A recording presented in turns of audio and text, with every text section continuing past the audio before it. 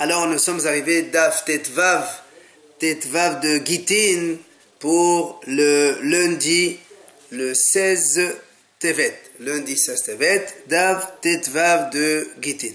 Alors on est arrivé à la troisième ligne. On rappelle donc ce qu'on avait vu à propos de la Mahlok de Tanaïm. On a posé la question, est-ce que c'est une Mahlok de Tanaïm Holer Kezachi, c'est-à-dire quand quelqu'un, Shaliach, il dit à un autre, prends ça et va m'amener chez l'autre, est-ce qu'il a déjà fait l'acquisition et donc le Shaliach, l'envoyeur, il ne peut plus revenir en arrière ou pas? On a répondu qu'en vérité, si le Shaliach il est bari en bonne santé, tout le monde est d'accord qu'il n'y a pas de Mahlok, il n'a pas Zachi, donc le Shaliach il peut très bien revenir. Maintenant, la Mahlok, ici, c'est Shriv Mera. C'est quand c'est un mourant qui a donné cet ordre de donner l'argent. Et on est dans la Mahlok entre Rabbi Elazar et Rabbanan. On a vu ça déjà que, selon les Haramim, le Shriv Mera, quand il dit quelque chose, c'est-à-dire tout ce qu'il dit, c'est déjà défini, on ne peut plus revenir en arrière. Alors que Rabbi Elazar, lui, il dit non, que même un Shriv Mera, il faut qu'il y ait kinyan, acte d'acquisition, sinon ça ne marche pas. Maintenant, la Gemara dit dans la troisième ligne, donc Tetvav, Tanakama ki Rabbi Elazar. Donc on revient à un autre Breita qui a dit, si un homme, avec tous les avis qu'on avait vus, un homme il dit à Shaliach, va donner ce mané les flonnés. Il a donné, va donner 100 à telle personne. Umsao, il l'a trouvé là-bas, il est niftar. On a dit, Yahzeo lam Shaliach. Donc Tanakama ki Rabbi Elazar. C'est-à-dire ce monsieur qui était Shemera, comme Rabbi Elazar a dit, la Kezachi Dami. Donc évidemment, il n'a pas acquis. Quand il trouve le destinataire mort, alors il ramène l'argent à son envoyeur. Vela Benatan, Vela Be'akov, ils ont dit dans la Braïta, si en revenant, il trouve que le Meshaleh lui-même il est mort, il donne ça, l'Yorché Meshaleh. Là aussi, Vela Benatan, Vela Be'akov, Mikela Belazar. C'est-à-dire, eux ils pensent qu'il n'y a pas acquisition quand on donne de l'argent à quelqu'un. Donc le Meshaleh, il doit lui revenir, même s'il est mort, on donne à ses héritiers, et Afagav Demet, la Amana Mitzvah Lechem Devre Amet. Même s'il est mort le Meshaleh, on ne dit pas Mitzvah Lechem Devre Amet, il faut rendre l'argent à ses enfants, à ses héritiers. Mais Yeshomrim, eux ils disent, non, dans la Braïta, ils disent les Yeshomrim qu'il faut donner aux héritiers du destinataire. Alors la Gemara dit, Yeshomrim, que Rabbanan, ils pensent comme les Hachamim, comme quoi, Shriv Mera, quand il dit quelque chose, c'est officiel, c'est défini, c'est définitif, on ne revient plus. Donc, si le destinataire, il est mort, on donnera à ses héritiers. Donc, Rabbi Yehuda Nassi, lui, qui a dit au nom de Rabbi Meir, dans notre Mishnah, que Misval et Rem devraient mettre, il pense comme Rabbi Elazar, c'est-à-dire, ça revient au Meshaléa, Meho, à l'envoyeur donc, et Chademit, mais dans le cas où le Meshaléa est mort, Amrinan, mitzvah lekayem divrei hamed. C'est une mitzvah d'accomplir les paroles du niftar. Enfin, Hachamim onim yachalok ou mesapralo. Hachamim eux ils disent on partage moitié-moitié parce qu'ils sont en affaire, on ne sait pas est-ce que holer kezachi ou la zachi. Vechan amru. La Gemara dans la Braïta quand elle a dit nous ici à Babel on dit shuda adif, c'est-à-dire c'est le shaliach qui fait en fonction de ce qu'il a apprécié comme volonté de celui qui lui a donné l'argent à envoyer. Et enfin, Rabbi Shimon Anassi dit c'est parce qu'il a eu une histoire, Ma'aserav, comme on a dit, donc quand il y a une histoire, on la raconte. Lui, il a dit Ma'ase, Yada et Ma'ase, et on a dit Yahzero le Hoshem Shaleah, donc héritier de l'envoyeur. Viens maintenant, la Gemara, elle pose une question, puisqu'on a parlé de Rabbi Shimon Hanassi. Eh bien, elle est où? Rabbi Shimon Hanassi. Si on l'appelle Rabbi Shimon Hanassi, est-ce que Nassi ou Mishimé de Nassi Ka'ama? Est-ce que lui-même il était prince Nassi ou bien il a parlé au nom du Nassi, du prince d'Israël? Tashema, la Gemara vient répondre. De Amar Rav Yosef, Halacha que Rabbi Shimon Hanassi. Rabbi Yosef dit là, Halacha est comme Rabbi Shimon Hanassi. On comprend donc que c'est lui-même le prince. La Gemara dit non. Ba'adan Tibalach. Nassihu de Rama Mishimé de Nassi. Pardon. La Gemara continue à s'interroger. Même dans ce cas-là, on se pose la question, est-ce que c'est lui-même qui est le Nassi ou est-ce qu'il a dit au nom du Nassi? Et la Gemara finit par Théro. Alors la Gemara revient, Goufa, Amar Rabbi Yosef, Alacha que Rabbi Shimon Anassi. Il a dit Rabbi Yosef, l'Alacha est comme Rabbi Shimon Anassi. Alors on m'a dit, comment ça se fait que Rabbi Yosef et Rabbi Shimon Anassi comme quoi ça revient au Meshalech à l'envoyeur, alors que nous on a un principe, quand un mourant il dit quelque chose, c'est comme c'est définitif, ils ont été déjà confiés. Donc normalement, il faut les donner aux héritiers du destinataire. Alors, Rabbi Yosef Lagmal répond, Mokela Bevari. Il dit, le Rabbi Yosef, il dit que l'Agmaral parle, que le monsieur, il est barré en bonne santé. Alors l'Agmaral dit pourtant, comment il peut dire alors que la halakha est comme Moshe Manassi, puisque Behal est aussi Meshalech Ka'amar, pourtant il y a marqué, et il faut les rendre aussi Meshalech, c'est seulement Meshalech Ka'amar, c'est pour ça qu'il le donne au destinataire. Alors il dit non, Yahzero Lam Shalech. Rabbi Shimon il dit Yahzero Lam Shalech, ça veut dire on ne parle pas ici que le Meshalech il est mort, et donc on retient la halakha comme lui, comme quoi, dans un baril, l'homme en bonne santé, quand il donne un ordre d'aller envoyer, il trouve que l'autre il est mort, c'est pas comme Zahri, donc l'argent il revient à l'envoyeur. Par contre, si c'est Shemira, alors tout le monde est d'accord. Enfin, Rabbi Yosef il dirait qu'il faut les donner au destinataire ou à ses héritiers, parce que le mourant, quand il dit quelque chose, c'est définitif. On a fini donc le premier Perek Hamevi, et on vient maintenant commencer le deuxième Perek Hamevi aussi, puisque la Mishnah commence ainsi.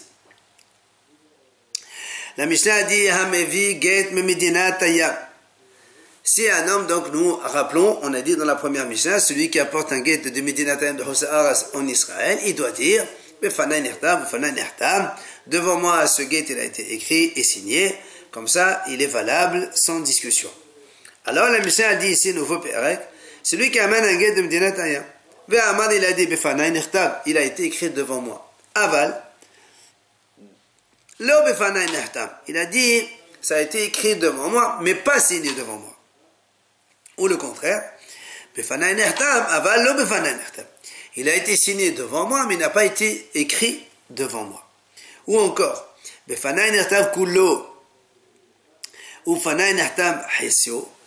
a été écrit entièrement devant moi, mais la signature, c'est seulement la moitié qui a été faite devant moi. Ou le contraire,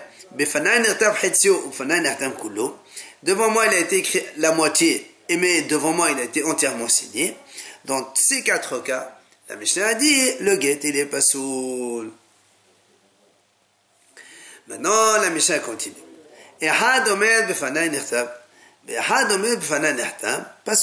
Si maintenant, un il dit, il y a deux shlichim, un il dit, devant moi, il a été écrit, un autre il dit, devant moi, il a été signé, la Mishnah a dit, il est pas soul.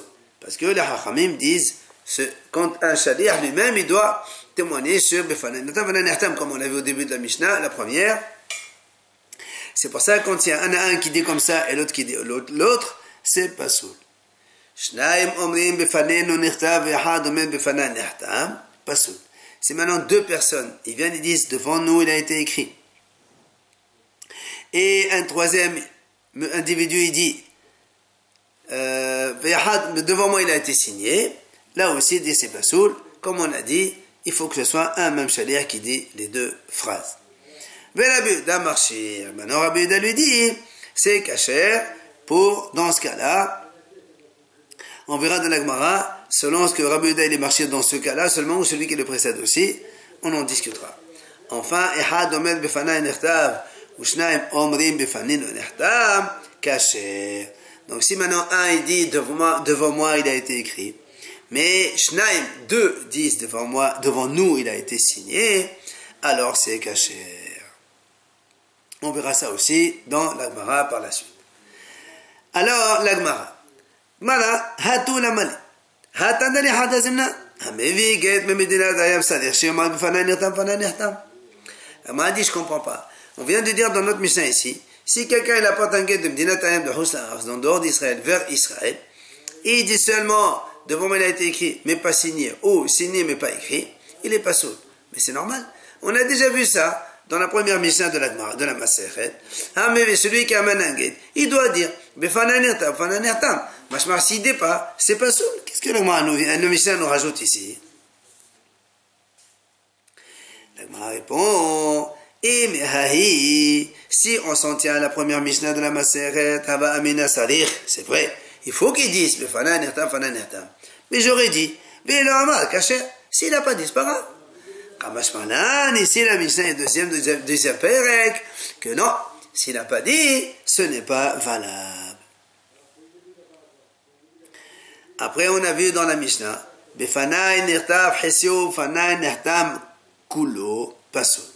on a dit, si le shaliach dit, devant moi il a été écrit la moitié, et devant moi il a été signé entièrement, c'est-à-dire les deux aidim ils ont signé.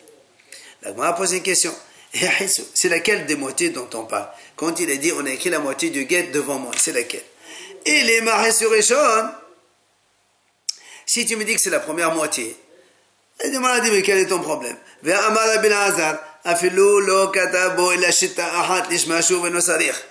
On a dit, nous, précédemment, que si, selon Rabbi Elazar, même s'il assiste le shaliach à l'écriture de la première ligne seulement, ça suffit, on n'a pas besoin de plus. C'est dans la première ligne qu'il y a le nom du monsieur, le nom de la femme et la date, alors le reste, on n'a pas besoin. Alors pourquoi tu dis ici que c'est pas soul? C'est pour ça que Rabashi dit, on parle ici, quand est-ce qu'on a dit, quand le shaliach dit, devant moi il a été écrit à moitié, mais signé entièrement, c'est pas soul, c'est quand il a assisté à la deuxième moitié, là évidemment, ce n'est pas valable.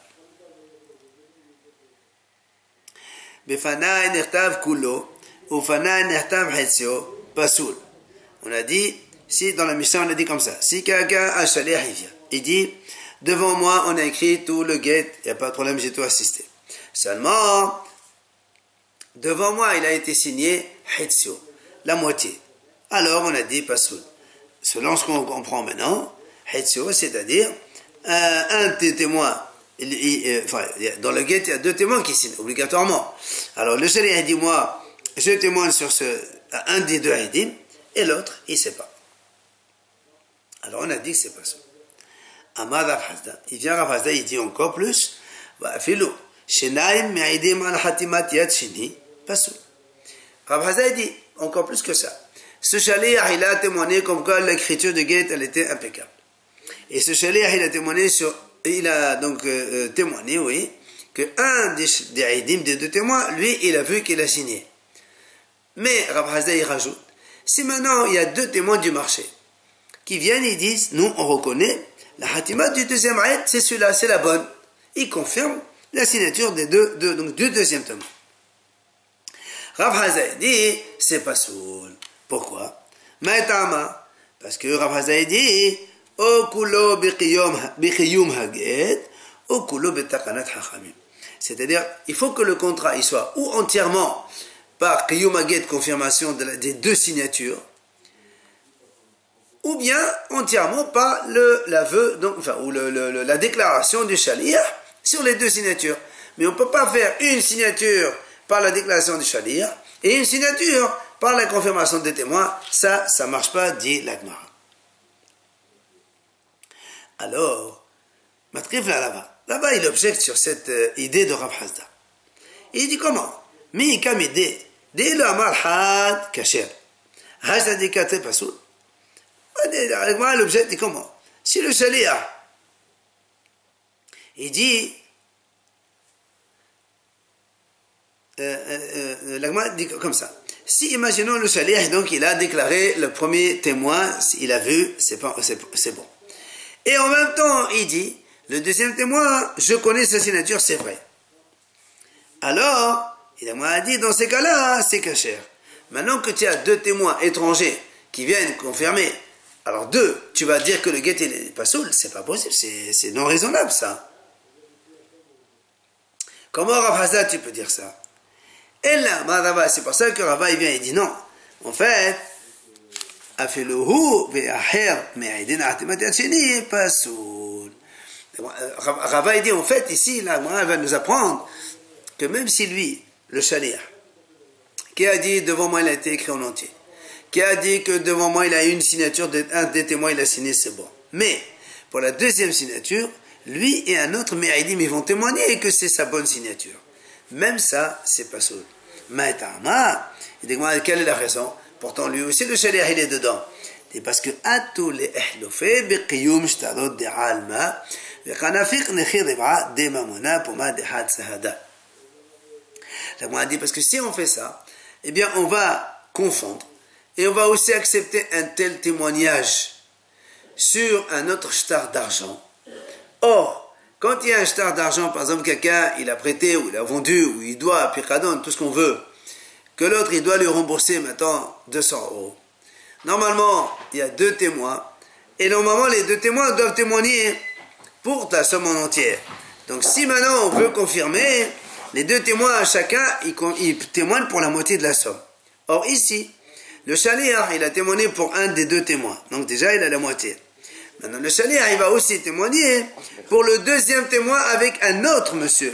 Donc ça fait qu'il va encore témoigner pour la moitié de l'autre. Ça fait le quart.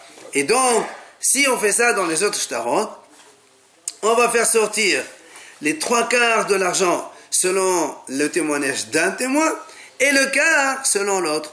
Or la Torah dit al pi shenai ma'adim, et quand la Torah pi shenai ma'adim, il faut que ce soit tous les deux à égalité, moitié chacun.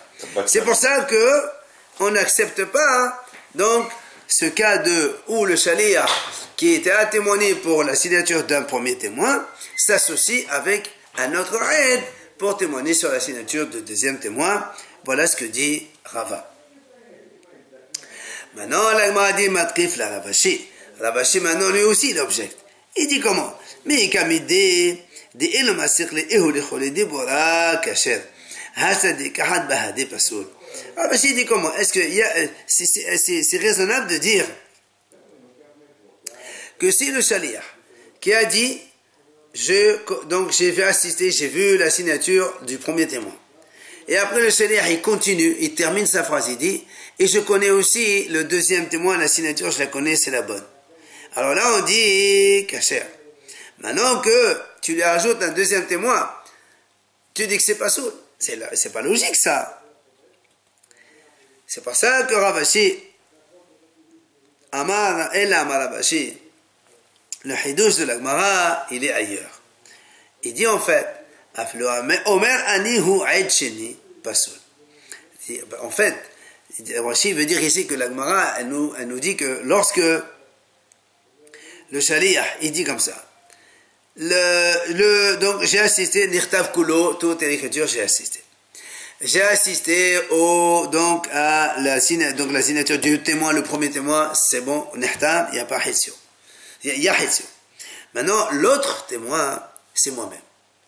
Et là, la Ravashi dit, c'est pas seul. Pourquoi? Pour la même raison. Ma'etama, o kulo beqiyum haget, o kulo betakanat hachamim. Parce que dans ces cas-là, on ne peut pas faire la moitié du témoin, c'est la déclaration du shaliach, et l'autre, c'est qiyum, confirmation par un témoin. Ça ne marche pas. Il faut ou bien entièrement par le shaliach, ou bien entièrement par la confirmation des témoins. Voilà ce que dit donc Ravashi. Bien maintenant, la Gemara, elle rapporte la Mishnah pour objecter contre Rav Hasda. Nan, la Mishnah dit, Befanai nechtav kulo, Befanai nechtam hesio pasul. Nous, on a dit dans la Mishnah, si le shaliach dit, devant moi, il a été écrit entièrement ce guet, mais devant moi, il a été signé que à moitié, pasul. Le guet, il est pasul. La Gemara a dit, Eddach hesio hechidame. C'est quoi l'autre moitié dont on parle ici? De quoi il s'agit? Si tu me dis il n'y a aucun témoin sur le deuxième, on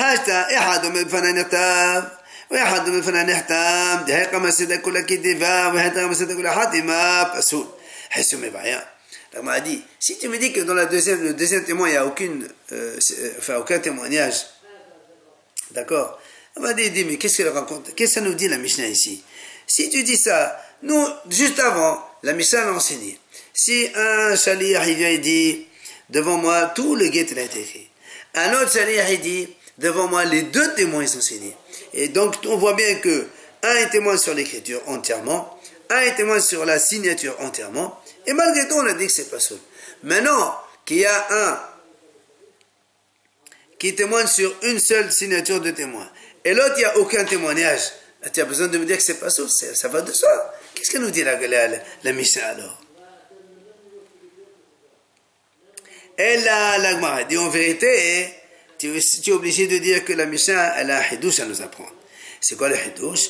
Okid Rava, c'est-à-dire comme il a dit Rava tout à l'heure, c'est le shaliach plus, sur la deuxième signature, c'est pas qu'il n'y a aucun témoin.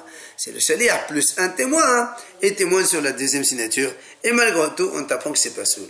Ou bien, Kid Ravashi, comme il a dit Ravashi, que le shaliach, il a témoigné, enfin, il a déclaré que la première signature a été faite devant lui, et après le shaliach lui-même, il dit, c'est moi qui suis témoin, le deuxième témoin dans cet acte-là.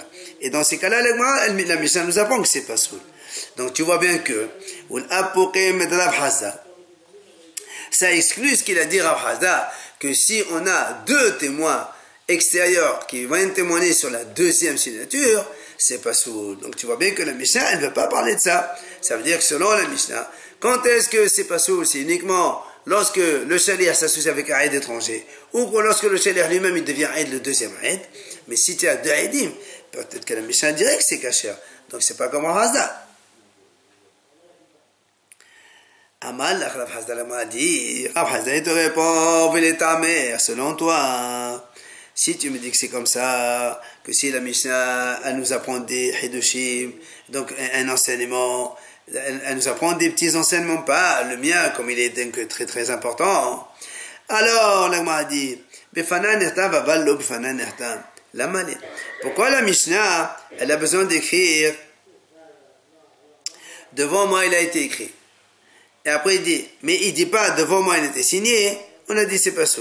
Si déjà, nous on a dit avant, si déjà, quand il a dit devant moi il a été écrit, et devant moi il a été signé la moitié, on a dit pas ça.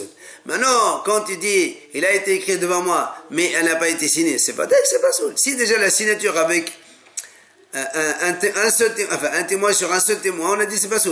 Maintenant qu'il n'y a aucun témoin, pas de témoignage sur aucune des deux signatures, c'est pas soul. Alors qu'est-ce que la Mishnah apprend? Et là, Rav Hazda te dit, l'ozo avzochatane.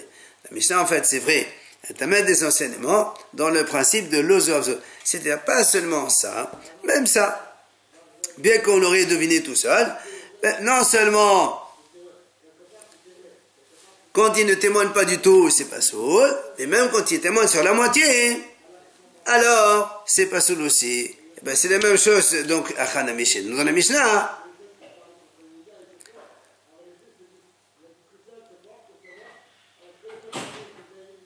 C'est ça. Non seulement quand il n'y a pas de témoignage, donc dans le cas de la Mishnah où il a dit, il dit pas, c'est pas soul, mais même quand il dit Nahtam Henso, c'est aussi pas soul. Ah bien, maintenant, puisqu'on parle ici de l'association de deux choses, un témoin et une signature de l'autre, etc. Amar Rav Hazda nous amène un autre enseignement que Rav Hazda a enseigné concernant le Shabbat. Nous savons que le Shabbat, il y a ce qu'on appelle Sota Yahid. La définition de Sota Yahid Shabbat, c'est un endroit qui mesure minimum dans les largeurs 4 abarat fahim, on va dire 40 cm, et il a des parois en haut ou vers le bas, un trou, qui fait hauteur minimale de 1 mètre. Alors vient dire Rav Hazda, Giddout, Hamisha, Hamisha, Hamisha, In Mustafin. Ad, Shiyehe, O Kulu Bimhisa, O Kulu Bigiddout. Pardon.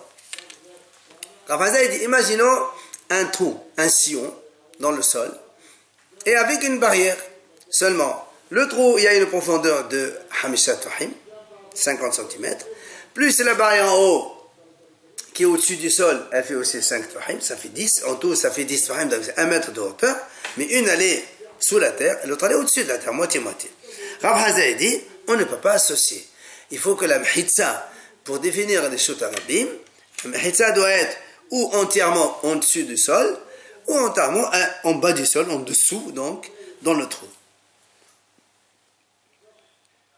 Darash Meremor. Eh bien, Meremor, il dit, non, Gidout Hamisha ou Mechitza Hamisha Mistarefin. Velcheta Mistarefin.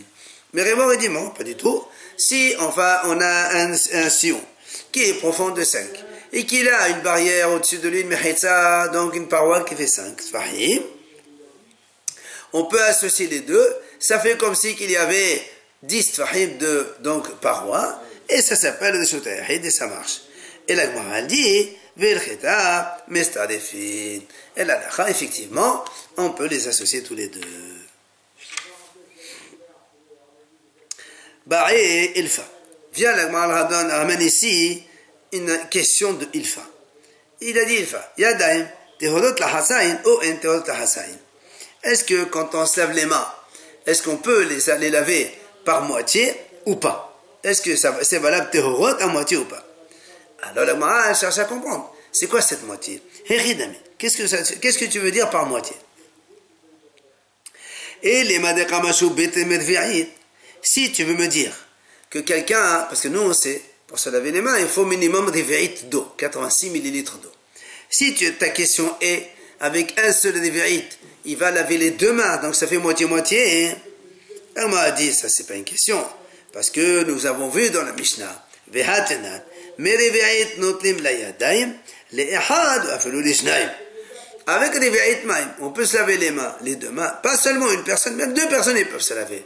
Donc c'est sûr que moitié-moitié, il n'y a aucun problème. Donc c'est pas ça la question. Tu vas me dire non, la question tu sais quoi? Si quelqu'un il est en train de il se lave une main, après il se lave une autre main. La Gemara dit dans ces cas-là, vehadnan hanotel yado ahad bentila vehad b'shtifa yado teorot.